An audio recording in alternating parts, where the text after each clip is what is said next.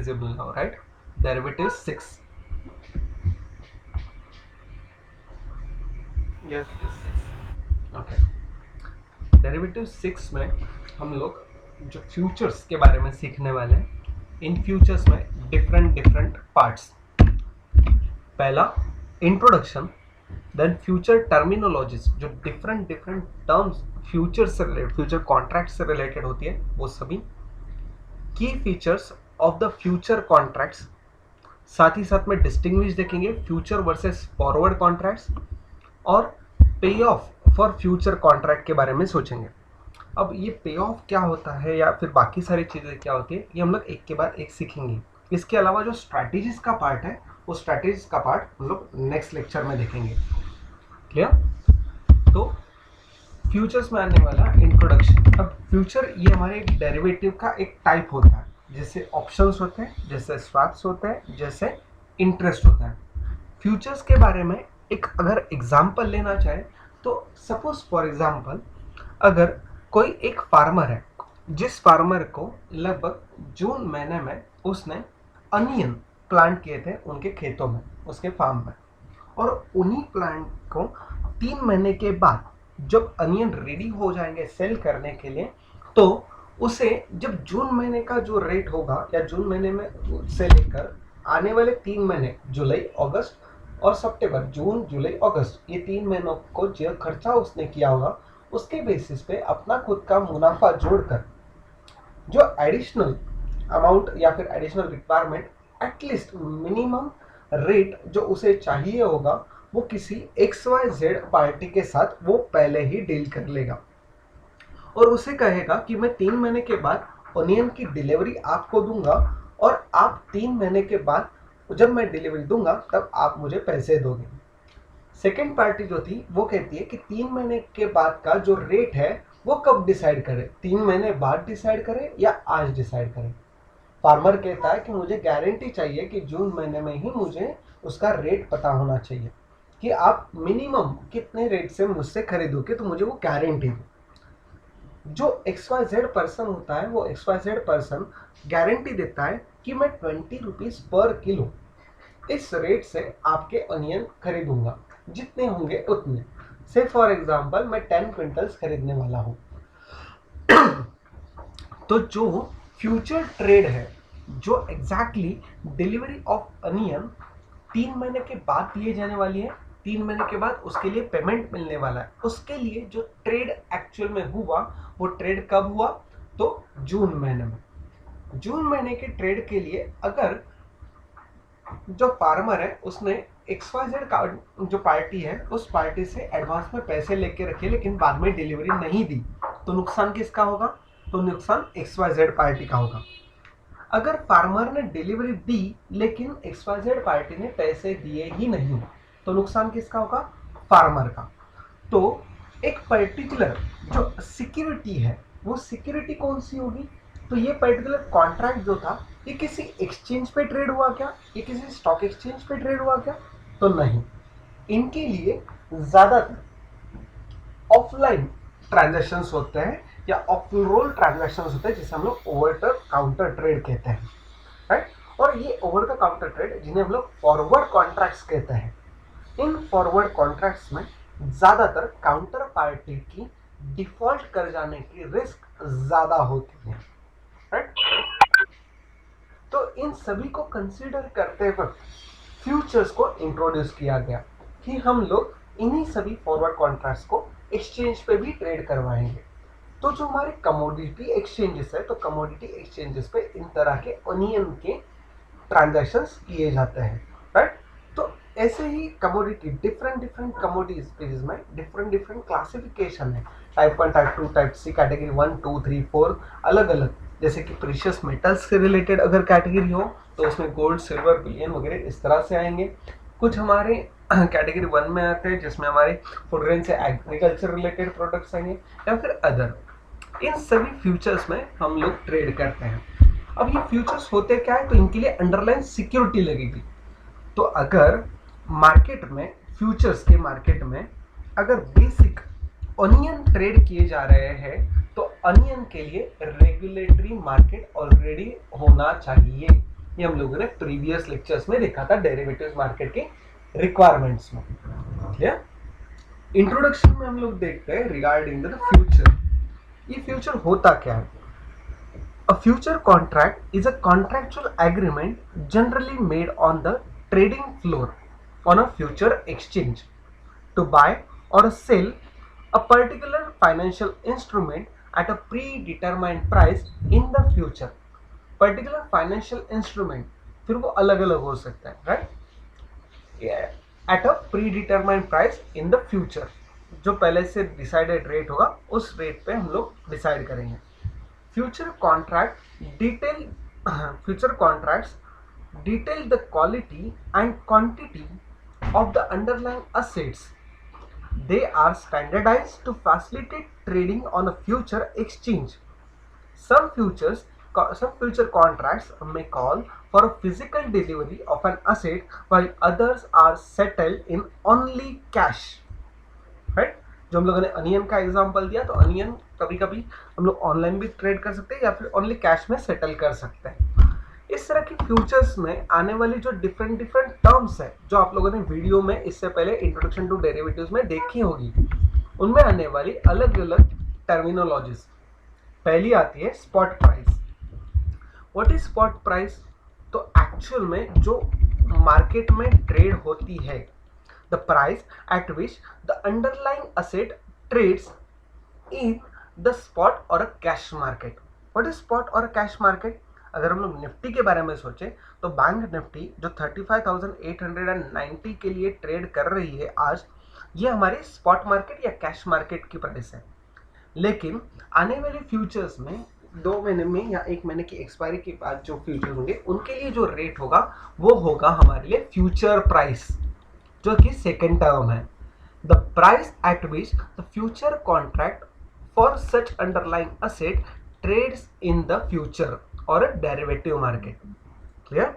Spot price क्या होती है? जिनमें एक्चुअल कैश मार्केट में हम लोग ट्रेड करते हैं, या फिर जो एलटीपी होती है, लास्ट ट्रेडेड प्राइस होती है कैश मार्केट की, वो हमारी स्पॉट प्राइस होगी।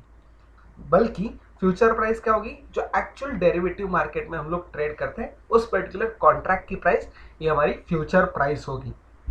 Clear? Third point, third term जो है वो है related to the contract cycle. अब ये कॉन्ट्रैक्ट साइकिल है क्या? The period over which the future contract is traded.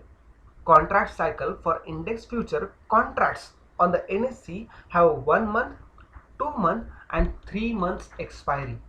मतलब जून में अगर कॉन्ट्रैक्ट लेते हो तो जून मंथ की एक्सपायरी, जुलाई मंथ की एक्सपायरी और अगस्त मंथ की एक्सपायरी के साइकिल्स के लिए हम लोग कंसिडर कर सकते हैं। What is expiry? एक्सपायरी जो होती है वो एक्सपायरी मतलब इंडिविजुअल मंथ, जो अगर जून मंथ की एक्सपायरी है तो जून मंथ के लास्ट थर्सडे जो होगा वो एक्सपायरी डेट होगी। अगर हम लोगों ने जुलाई मंथ के लिए लेगी तो जुलाई मंथ के लिए जो लास्ट ट्रेडिंग थर्सडे होगा वो हमारे लिए एक्सपायरी होगी। Thus, a June expiration contract expires on the last Thursday of June, and July expiration contract ceases the trading on the last Thursday of July. A new contract having a 3-month expiry is introduced for the trading on a Friday following the last Tuesday of the respective months. मतलब अगर new contract अगर जून महीने का जो last Thursday है वो contract खत्म हुआ, तो नेक्स्ट जो जून, जुलाई, अगस्त और सितंबर का कॉन्ट्रैक्ट इंट्रोड्यूस होना है, वो सितंबर का कॉन्ट्रैक्ट फ्राइडे, जो जून का जो फ्राइडे होगा लास्ट क्लियरिंग सेटलमेंट डे के बाद में जो फ्राइडे आएगा उस दिन इंट्रोड्यूस होगा। तो ऐसे 1 महीना, 3 महीने या 2 महीने की ट्रेडिंग साइकिल्स कॉन्ट्रैक्ट में होती है। What is expiry date? तो जो हम लोगों ने पहले देखा कि हर एक लास्ट थर्सडे जो रहता है वो हमारी एक्सपायरी डेट होती है, राइट? इस एक्सपायरी डेट के लिए it is the date specified in the future contract. Expiry date is the last day on which the contract will be traded. The contract will be expire after the expiry date. मतलब June महीने के last जो Thursday होगा वो हमारे लिए expiry date होगा, जिसपे सबसे लास्ट ट्रेडिंग की जाएगी। उसके बाद वो कॉन्ट्रैक्ट ही खत्म हो जाएगा जो जून महीने के लिए है ही नहीं, तो अल्टीमेटली नेक्स्ट डे उसमें ट्रेड ही नहीं होगा। That's why it is called as a expiry date. Sorry. The next is contract size. Contract size को दूसरा नाम होता है लॉट साइज, जो हम लोगों ने प्रीवियस लेक्चर्स में देखे थे। What is lot size? तो एक पर्टिकुलर कॉन्ट्रैक्ट के लिए जितनी required number of units purchase करने होंगे वो बाउंड, वो पर्टिकुलर लिमिट, ये हमारी कॉन्ट्रैक्ट साइज होती है। It is the number of units, it is the number of units of assets that has to be delivered under a single contract। SBI के लिए हम लोगों ने प्रीवियस एग्जांपल लिया था कि स्टेट बैंक ऑफ इंडिया के लिए ऑप्शन के लिए one lot is equal to 300 quantities, right. तो इसीलिए इसी तरह से फ्यूचर में भी कुछ लॉट साइजेस होती है जिसे हम लोग कॉन्ट्रैक्ट साइज कहते हैं। नेक्स्ट पॉइंट और next term is related to the cost of carry. Every asset has some holding cost such as storage cost, interest cost, etc. less the income earned from such assets. The relationship between future prices and spot prices can be summarized in terms of the what is known as the cost of carry। जो हमारी holding cost होती है या फिर हमारी interest के लिए cost होती है, इस तरह की एडिशनल कॉस्ट जो हम लोगों को बेयर करनी पड़ती है उस पर्टिकुलर कॉन्ट्रैक्ट को कैरी करने के लिए या फिर कंटिन्यू करने के लिए, उससे हम लोग कहते हैं cost of carry. Basis, what is the basis for the particular prices? It is the difference between the future price and the spot cash price. Under normal market condition basis will be positive. This is because of cost of carry, and normally every investment exceeds in its value over a period of time. There will be a different basis for the each delivery of month in each contract. Say for example, जून के लिए जून Nifty cash market के लिए, जून के लिए Nifty के लिए cash market के लिए अगर प्राइस 16,000 रुपीज होगी, तो वही एक्सपायरी के लिए जो हमारी जून महीने की एक्सपायरी हो या फिर जुलाई मंथ की एक्सपायरी हो, July expiry of future market will be may be 16,000 और 16,100 और 16,200। ऐसा क्यों? तो जो कॉस्ट ऑफ कैरी है, तो इनका कहना ऐसा है कि जो इनकी निफ्टी की जो कैश मार्केट की प्राइसेस है ये ज्यादातर बढ़ सकती है, ऐसा ही सोच कर चलता है। तो ये पर्टिकुलर जो ट्रेड है ये हमारी नेक्स्ट आने वाली अपकमिंग सिचुएशन के लिए, अपकमिंग पीरियड के लिए है। तो ऐसे पीरियड के लिए जब ट्रेड आते हैं तो हम लोग उनमें कंसीडर करते हैं एडिशनल कॉस्ट ऑफ कैरीज। तो जो बेसिस होते हैं ये बेसिस हमारे डिफरेंसेस होते हैं। The differences which is, what is the difference, what is the basis in that case? It is basis is equal to 16,100 minus 16,000, that is 100. 100 will be the basis or 100 will be the cost of carry, etc. The initial margin, इनका नाम ही कहता है कि what is initial margin। Simple सा तरीका है कि normally the amount that must be deposited in the margin account, मतलब demat account, while entering into the future contract is known as initial margin।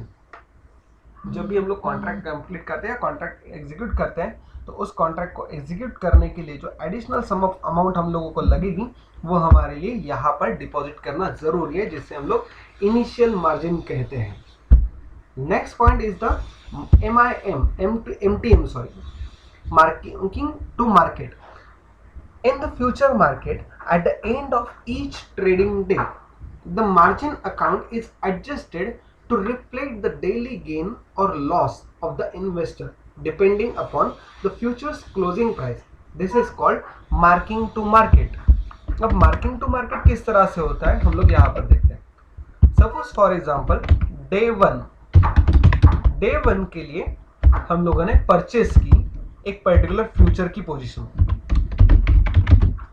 और फ्यूचर की पोजीशन परचेस करते वक्त 16,000 या 1,000 रुपीज के लिए हम लोगों ने परचेस की, जिसके लिए हम लोगों ने 1,000 रुपीज मार्जिन अमाउंट या मार्जिन हम लोगों ने डिपॉजिट किया था। डे वन की एंड में जो प्राइस थी वो प्राइस 900 रुपीज हुई। So our margin account will reflect as a 900 rupees. If the second day, the day 2, वही पोजीशन है और वही उसी पोजीशन को हम लोगों ने होल्ड करके रखा है, position hold, and then the end price, the close price is ₹1300. The margin statement will give us the overall balance of 1300 rupees, and 1300 will be, we include in that the 300 rupees profit, and earlier day it will be considered as a 100 rupees loss. So overall 900 से 1300 हुआ, तो यहाँ पे 400 rupees का profit दिखेगा क्या? नहीं, right. तो ओवरऑल मार्जिन स्टेटमेंट में, मार्जिन अकाउंट में जितनी रिक्वायर्ड अमाउंट एडिशनल फंड्स की रिक्वायरमेंट होगी, तो एडिशनल फंड हमें वहां पे मेंटेन करने पड़ेंगे। अगर परचेस हम लोगों ने 1,000 के लिए किया है और हम लोग सोच रहे हैं कि आने वाली फ्यूचर डेट को इसे 1,200 रुपए पे सेल करने वाले हैं, तो 1,200 से अगर कम प्राइसेस होती है या बढ़ती चली जाती है, तो हमें उन पर्टिकुलर अकाउंट में पैसे एडिशनल डिपॉजिट करने पड़ेंगे। तो ऐसी जो एडजस्टमेंट होती है, इन एडजस्टमेंट को मार्किंग टू मार्केट कहा जाता है। Then the maintenance margin,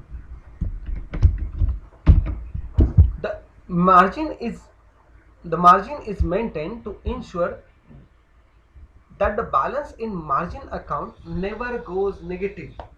If due to marking to market mechanism, the balance is in the margin account falls below the maintenance margin, the investor receives the margin call and is expected to pay extra money required in the margin account to bring to the initial margin level before trading commence on the next day.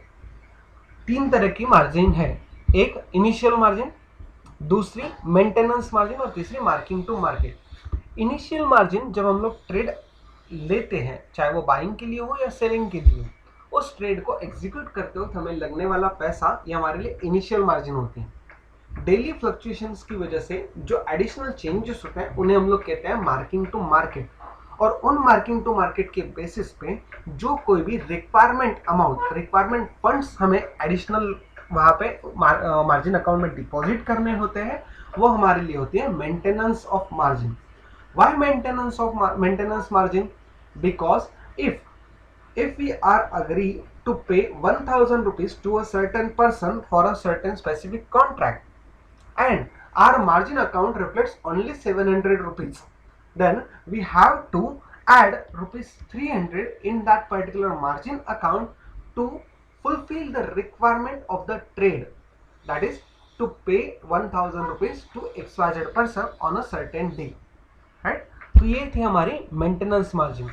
ऐसे maintenance margin की level से अगर balance जाता है, तो automatically investors को या traders को कॉल आती है, या फिर कॉल जाता है कि you have to make the necessary arrangements for the required contract. Everyone, future terminologies में आने वाली ये 10 बेसिक टर्म्स, आई होप कि आप लोगों को सबको क्लियर हो।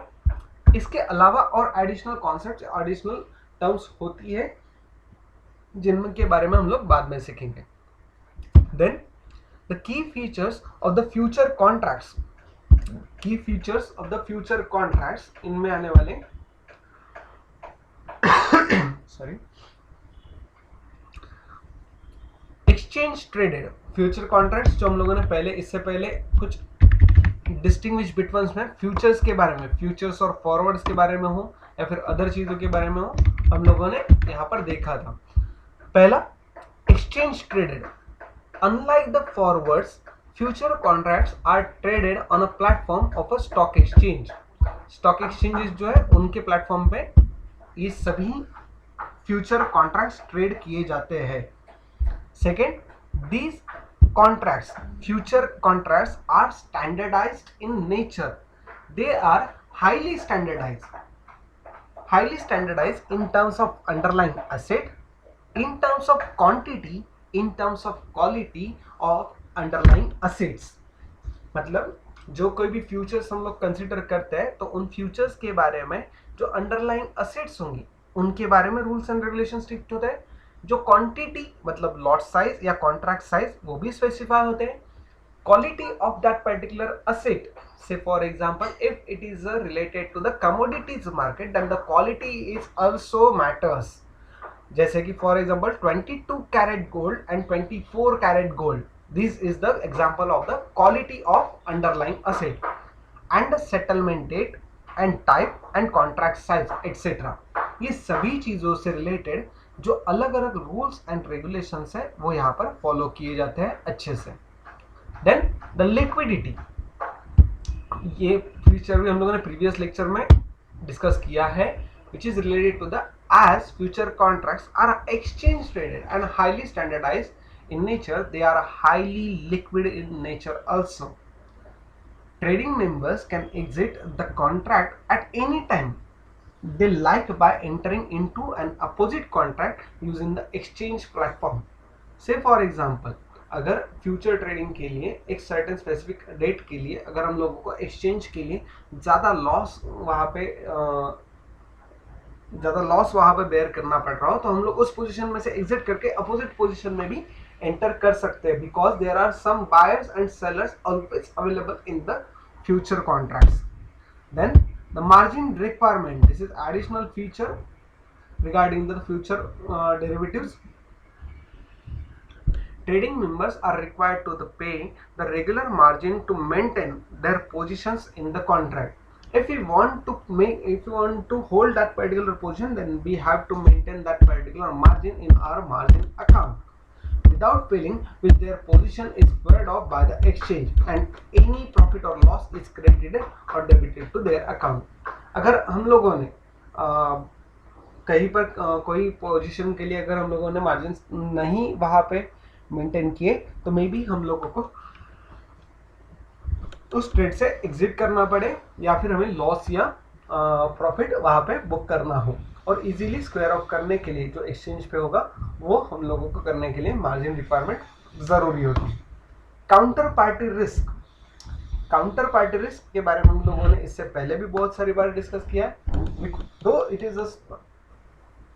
Because it is standardized in nature, the future markets and the clearing corporation, clearing houses, जो एलसी गुप्ता कमिटीज ने रिकमेंड किया था कि क्लियरिंग हाउसेस हो ताकि काउंटर पार्टी रिस्क जो हो वो कम हो या फिर बिल्कुल नहीं हो. तो उसी तरीके counter party risk future contracts में बिल्कुल भी नहीं होती, बिकॉज द क्लियरिंग कॉर्पोरेशंस और clearing houses will act as a counter party.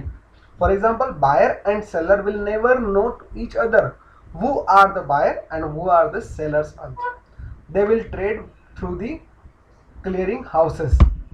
Then risk involved, obviously अगर हम लोग रिस्क के बारे में सोचें, like any other financial derivatives, future contracts are highly risky in nature. A small fluctuation in price may lead to the huge losses because of the huge lot size or a huge contract size. Therefore, the trader should understand the risks involved before the entering into the future contracts. So six basic features related to the derivatives related to the future contracts is exchange traded securities or exchange traded contracts, standardized in nature, highly liquid, then margin requirement is also there, and counterparty risk is minimizes due to the existence of the clearing houses, and the risk is involved as the other future or other derivatives contracts are risky. Clear? The key features are also there. Then next we will discuss the distinguish between the future versus forward contracts. Future versus forward contracts.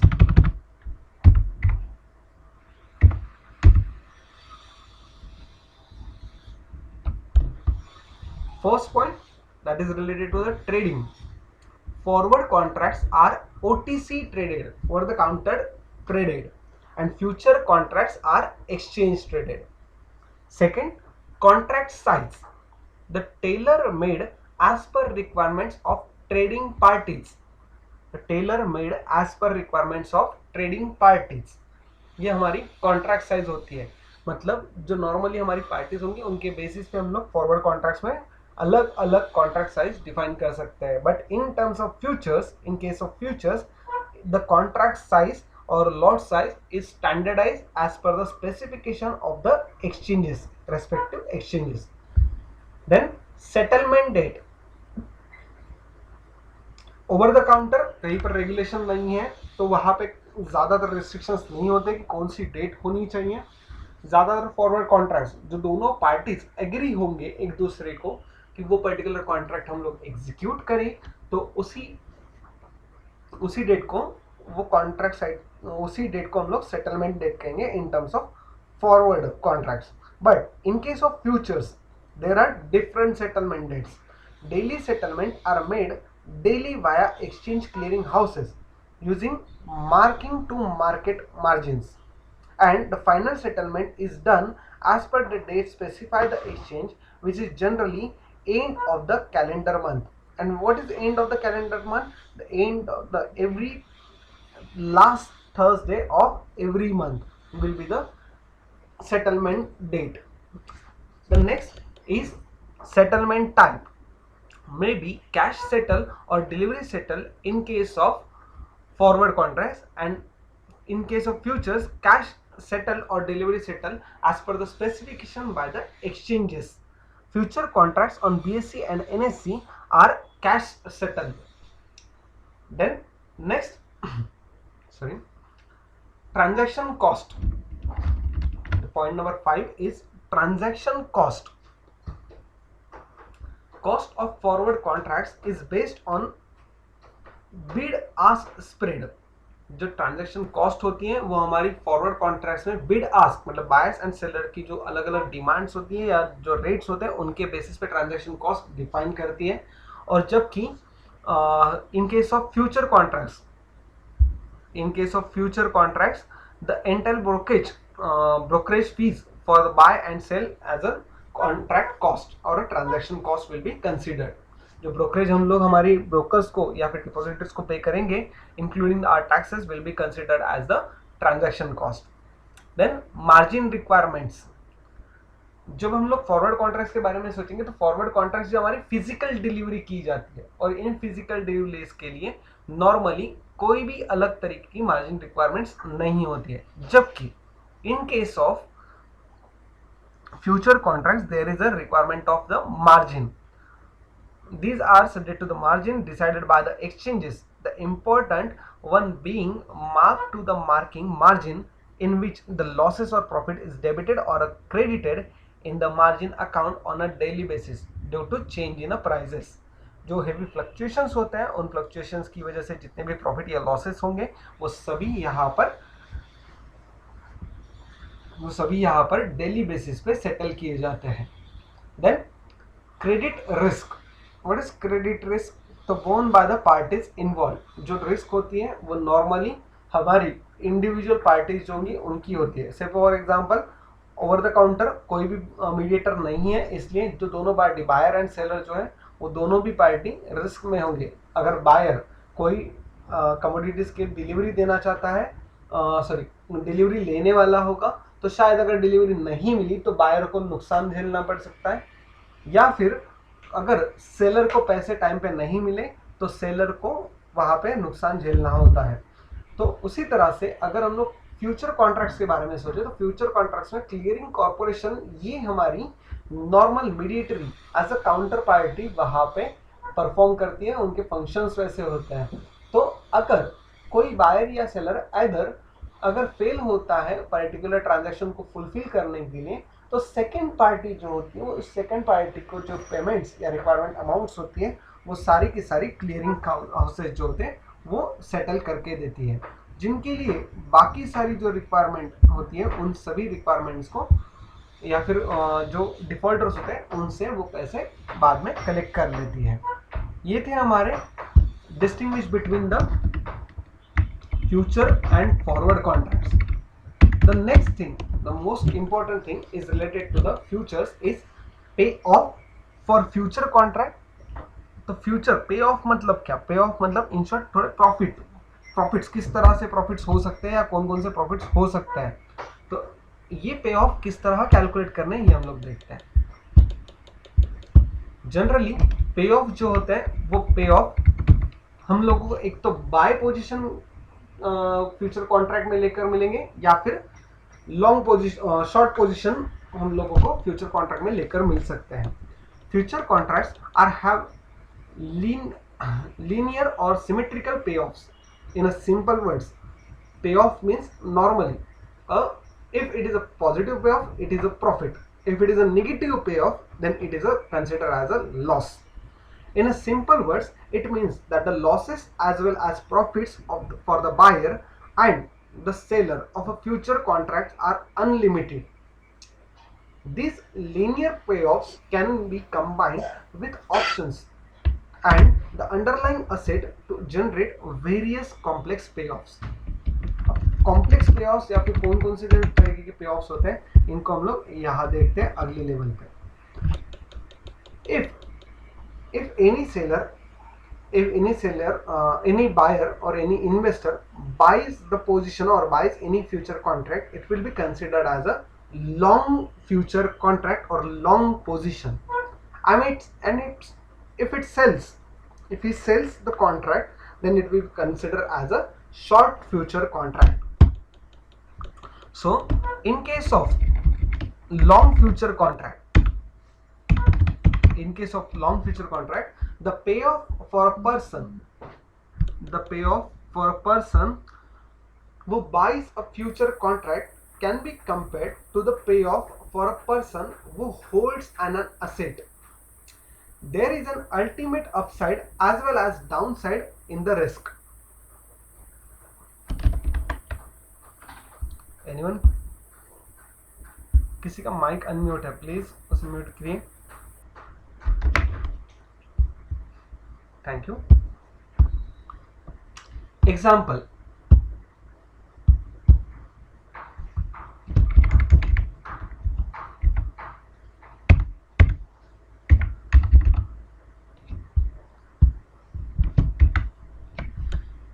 Example के तौर पे the case of a speculator वो buys a 3-month A limited future contract. A limited क्या है? Company है जिसकी company की share prices है और जो फ्यूचर कॉन्ट्रैक्ट की प्राइस है वो है ₹750. The underlying asset in this case is the share of A limited. ये हमारी अंडरलाइंग असेट है और फ्यूचर कॉन्ट्रैक्ट की प्राइस कितनी है? 750. When the share prices moves